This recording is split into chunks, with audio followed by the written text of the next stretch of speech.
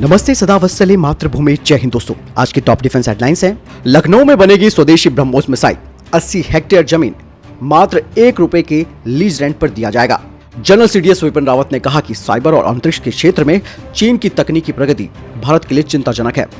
MK-54 torpedo खरीदने के लिए भारत ने अमेरिका से किया करार, ₹423 करोड़ की आएगी लागत। Private sector firm Astra Microwave Tejas Mark 2 के लिए उत्तम मार्क 2 रडार की 2 यूनिटों की सप्लाई करेगी। रशिया भारतीय नौसेना के P-75I के तहत अपनी लाडा क्लास की सबमरीन्स को पेश कर सकता है। मलेशिया के लाइट कॉम्बैट एयरक्राफ्ट प्रोग्राम में तेजस फाइटर जेट अब टॉप कंटेंडर बन गया है। HAL के द्वारा बनाए जाने वाले 18 तेजस ट्रेनर FOC स्टैंडर्ड के होंगे।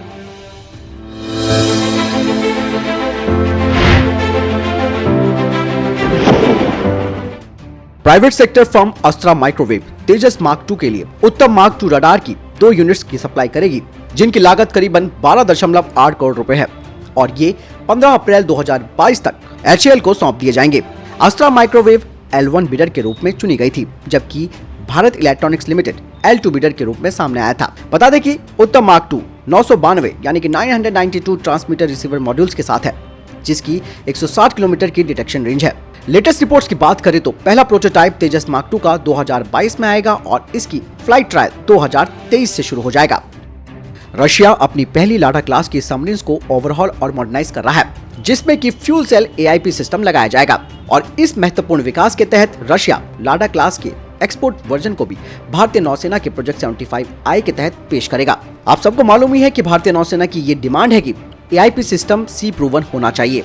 वही रशिया अपने पहले सीरियल प्रोडक्शन के तहत लाडा क्लास की सबमरीन को रशिया की नेवी में 2022 में शामिल करेगा। साथ ही भारतीय नौसेना के P-75I प्रोजेक्ट के तहत वो इस सबमरीन को भारत को पिच भी करेगा। हालांकि दोस्तों, भारत अब ज्यादा वक्त नहीं ले सकता अपने इस प्रोग्राम के लिए और ऐसे में रशिया की ये जो लाडा क्लास की सबमरीन्स है, जो कि AIP सिस्टम के साथ हैं, लेकिन इनका सी प्रूवन होना जरूरी है और इसके लिए खुद भी रशिया को एक लंबा वक्त तय करना होगा।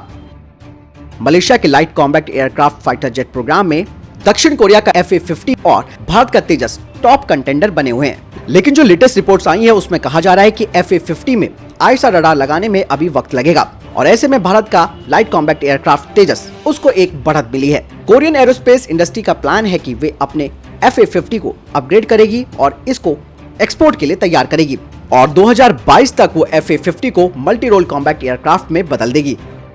DRDO के चीफ जी सतीश रेड्डी ने हाल ही में डिफेंस मिनिस्टर राजनाथ सिंह को AMCA प्रोजेक्ट के तहत बनने वाले एक्यूरेटर्स, स्टेबलाइजर्स और air brake servo controls modelling के बारे में जानकारी दी, जिन्हें कि भारत के 5.5 जनरेशन के AMCA फाइटर जेट प्रोग्राम के लिए बनाया जा रहा है। ADA और HAL साथ में मिलकर AMCA के टेक्नोलॉजी डेमोस्ट्रेटर के कंपोनेंट्स पर काम कर रहे हैं, जिनमें कि एक्यूरेटर्स, लैंडिंग गियर और ब्रेक का निर्माण किया जा रहा है और ये 2024 में रोल आउट होगा और इसकी पहली फ्लाइट 2025 में होगी। दूसरा टेक्नोलॉजी डेमोस्ट्रेटर एयरक्राफ्ट 2025 में तैयार हो जाएगा और 2027 में AMCA प्रोग्राम सेकंड फेज में एंटर कर जाएगा। HAL पहले 4 तेजस ट्रेनर एयरक्राफ्ट को 2022 की तीसरी तिमाही से बनाना शुरू कर देगा। वहीं भारतीय वायुसेना ने 18 तेजस ट्रेनर जेट्स का ऑर्डर दिया है, जो कि FOC स्टैंडर्ड के होने चाहिए। साथ ही इनमें mid air refuelling probe, Astra MK-1 Derby air to air missile को दागने की क्षमता होनी चाहिए। FOC स्टैंडर्ड वाले तेजस ट्रेनर में एडिशनल यानी कि अतिरिक्त टैंक होना चाहिए, जो कि 725 लीटर की क्षमता वाला होना चाहिए और ये तेजस के सेंटर फ्यूजलार्ज में स्थापित होना चाहिए।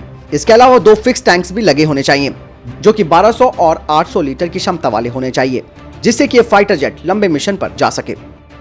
Private sector firm combustion research associate ने हाल ही में ब्रह्मोस मिसाइल के लैंड लॉन्च वर्जन के लिए ट्रांसपोर्टेशन और स्टोरेज कॉर्सेट्स को सफलतापूर्वक तैयार किया है, जिसमें कि कई रशियन मटेरियल्स को स्वदेशी रूप से तैयार किया गया है। CRA अब इसके एयर वर्जन कॉर्सेट और लैंड वर्जन कॉर्सेट की डिलीवरी करेगा ब्रह्मोस एरोस्पेस को, जो कि अगले 2 सालों में उन्हें करनी है।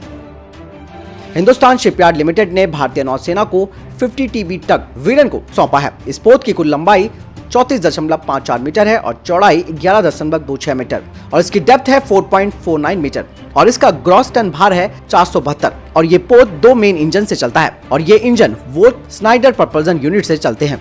अगर बात करें स्पीड की, तो इस वेसल की जो स्पीड है वो मैक्सिमम 13 नॉट्स की है। ब्रह्मोस मिसाइल का निर्माण अब उत्तर प्रदेश की राजधानी लखनऊ में होगा और DRDO ने इसके लिए हामी भी भरी है। यूपी कैबिनेट ने अपने नियमों में ढील देकर इस बड़े प्रोजेक्ट के लिए भूमि और स्टैंप ड्यूटी में छूट भी प्रदान की है। लखनऊ में ब्रह्मोस मिसाइल बनाने के लिए यूपी सरकार ने 80 हेक्टेयर जमीन ₹1 के लीज रेंट पर डीआरडीओ को देने की अनुमति दी है। BrahMos Uttar Pradesh defence industrial corridor के लखनऊ नोड में स्वदेशी तकनीक से विकसित होने वाली उच्च तकनीक की मिसाइल होगी। बता दें कि राजधानी लखनऊ के सरोजनी नगर में इस परियोजना के लिए 80 हेक्टेयर भूमि चिन्हित की गई है।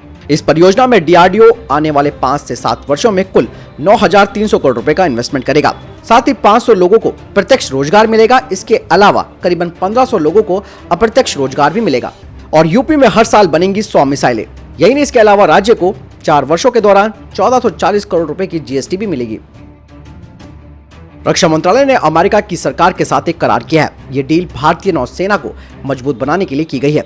इसके तहत भारत के पनडुब्बी रोधी युद्धक विमान P-8I के लिए MK-54 टॉर्पीडो और चाफ और फ्लेयर्स जैसे एक्सपेंडेबल खरीदे जाएंगे। इस पर करीबन 423 करोड़ रुपए की लागत आएगी।